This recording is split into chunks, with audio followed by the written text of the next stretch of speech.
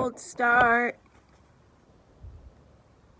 You're probably all getting tired of my cold start vids, but till I invest in a GoPro camera or like a drone, I really want to get one of those drones that you just program in and then it follows you around. I watch this one girl's channel, Itchy Boots, sometimes, and she's just like rides her KLR all over the place, like in Africa and just all over the world basically, and she's got some really cool videos. You guys should check her out sometime. But she's got one of those drones, and I think it'd be so handy. But my problem is I'm a cheapskate, but you know, I am kind of like trying to become a content provider for you all and see if it can get me anywhere. So I'm gonna have to invest in some toys, I guess, and try to make it a little more entertaining for everyone, because how many times do you guys want to see me kickstart my bike? Like, probably tired of it already. Like, seriously? Come on. So, here we go. Kickstart. I'm gonna film this bit anyway. Might put it up, might not put it up. Suggestions, actually, I should say, from different viewers who are obviously more experienced than I am with these old shovels, and what to do if it doesn't start, if I flood it, all these things. So I'm definitely taking it all into account. Thank you all for your views and your subscription, like for subscribing to my channel. I was away kind of for like a week almost, doing family stuff and feeling sick and all that, so I just looked at my YouTube for the first time today, and I've noticed I've got like double the subscribers and a lot of views. So that's given me some hope that this might actually go somewhere.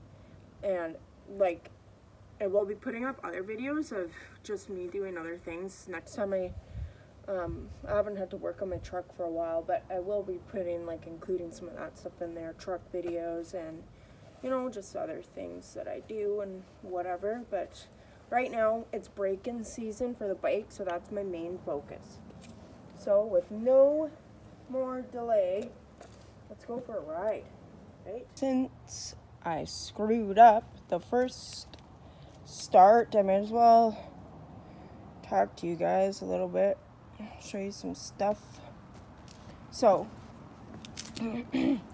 wondering now, I've got this like old 1970s performance machine. It's actually a rear brake caliper, but I'm using it on my front brake as my front brake, and this is actually one of the first things, if not the first part, performance machine manufactured in the 70s. So I've only been able to find like 2 others of these online, on both of them on the same website, which I don't know if the guy's dead or something who runs that website, because I've emailed him a few times and no response, and his website's been inactive for a while.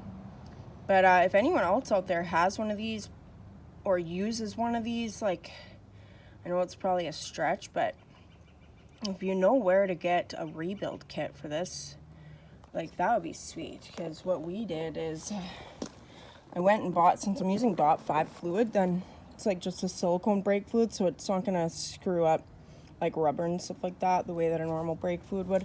So what I actually did was went and got I had to go get new seals for it, and I found some seals that are actually meant for a water pump of some sort, but we had to like shave them down to be the right size, and they're working. They've been working for a few years, but if I ever have to rebuild it, I'm gonna need to get them seals again. And stupid me, silly me, I lost the part number, of course, so trying to find them again. Yeah, it's gonna be hard. So if anyone out there has any idea where I can get parts for this thing at all, let me know.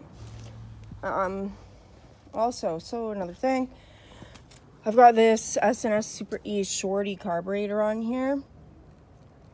Check out my cute little handmade S&S teardrop air cleaner thingy I've got on my enrichener valve for the handle there. But I'm also wondering, and I haven't been able to find any Super E specs that tell me what this screw here is for. Like, it's not really a screw, but it's meant to screw in and out. But it's got a hole in it. Sometimes gas shoots out of there. But I thought maybe it's like an air, something to do with like, well, you know what, I don't even know. So if anyone of you people who's more knowledgeable than me knows what that is, let me know, because I have not been able to figure it out. My little crossover pipe there, actually a coil out of a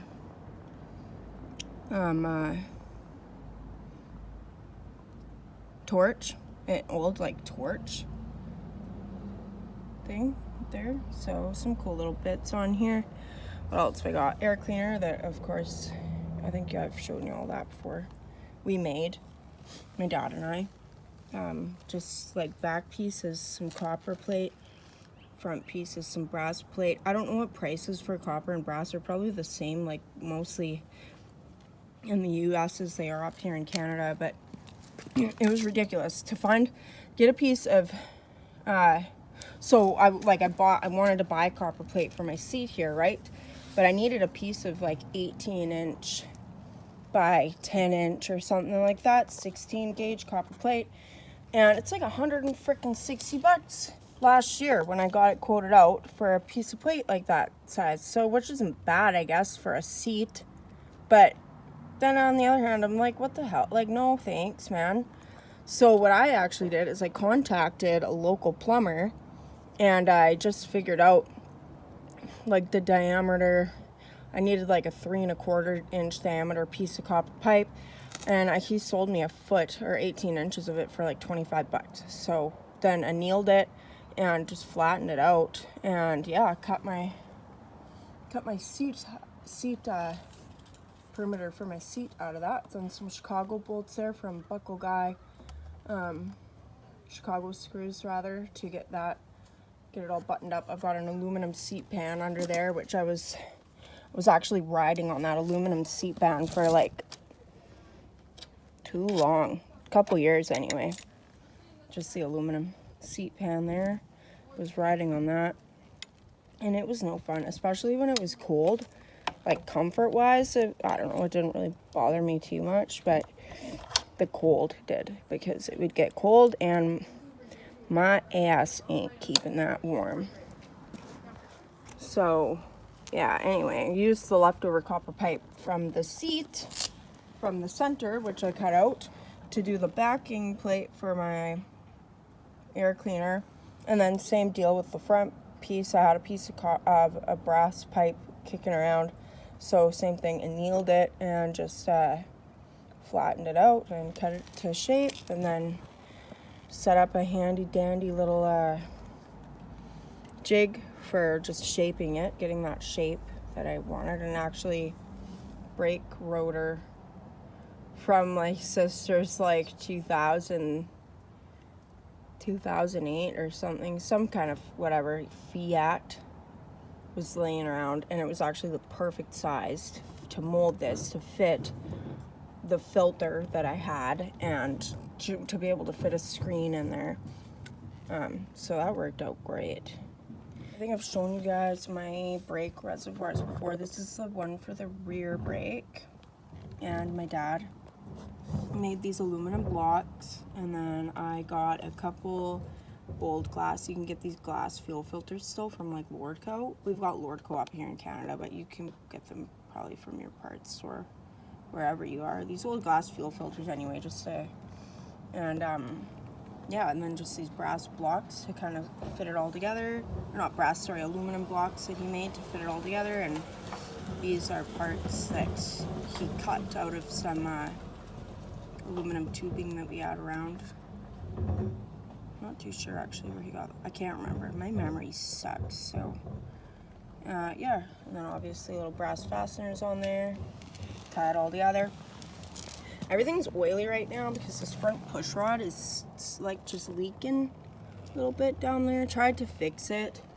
Maybe if I decide to take it apart again, and I had it so it wasn't leaking before the engine all came apart, but it was a bit of like we had to screw around a little bit with that to get it all going. But if I do that again, I'll make a little video for you guys in case anyone else wants to try that little trick. Also here I've got, for coming from my breather, got a catch tank that we made out of an